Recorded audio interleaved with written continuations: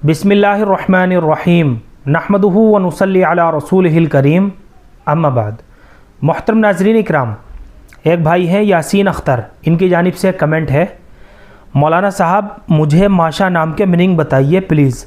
मायशा नहीं, सिर्फ माशा।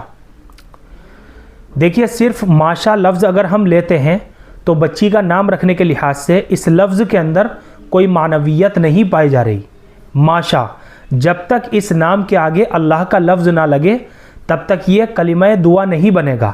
यानी माशा अल्लाह, अब इसके माना होंगे जैसे अल्लाह चाहे, या जो अल्लाह चाहे, या जैसा खुदा करेगा, खुदा ने जो चाहा।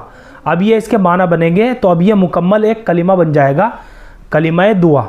और अगर माशा अगर हम लफ्ज़ लेते हैं तो इसके माना आते हैं चाहना या चाहे। तो अभी इसके इस लफ्ज़ के अंदर, खाली माशा के अंदर कोई मानवियत नहीं पाई जा रही। चुनाचे इस तलफ़ुज़ के साथ हम अपनी बच्ची का ये नाम नहीं रख सकते। बेहतर है कोई सहाबियात का प्यारा सा नाम मुंतखब कर लीजिए।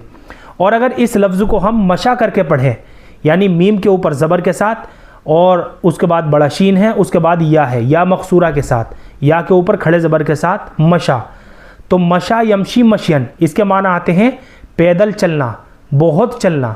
तो इस तलफ़ुज़ के साथ भी बच्ची का नाम रखना बिल्कुल भी बेहतर नहीं है, मुनासिब नहीं है। अलबत्ता एक लफ्ज़ आता है अरबी ज़ुबान के अंदर मायशा, जो आपने लिखा है मायशा, इसके माना आते हैं एक चीज़ को दूसरी चीज़ से मिलाने वाली।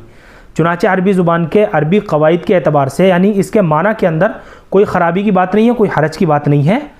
चुनाचे माशा के बजाय आप मायशा करके बच्ची का नाम रख लीजिए। यह नाम रखना बिल्कुल दुरुस्त है और जायज़ है। अलबत्ता सहाबियात और अज़वाज मुताहिरात के नामों को रखने की ज़्यादा तरजीह दी जाएगी, क्योंकि इनके नामों पर बच्चियों के नाम रखना यह बाइस बरकत भी होता है और अफजल तरीक़ा भी यही है। तो ये मुख्तसर सी मालूमात थी जो मैंने आप हज़रात तक माशा नाम के ताल्लुक़ से पहुँचाई है। माशा, सिर्फ माशा के अंदर, इस लफ्ज़ के अंदर कोई मानवियत नहीं पाई जा रही।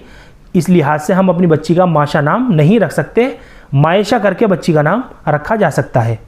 उम्मीद करता हूँ कि आपको अच्छी तरह समझ में आ गया होगा। अल्लाह हम सबको सुन्नत व शरीयत पर पाबंद फरमाए। फ़क़त वल्लाहु आलम।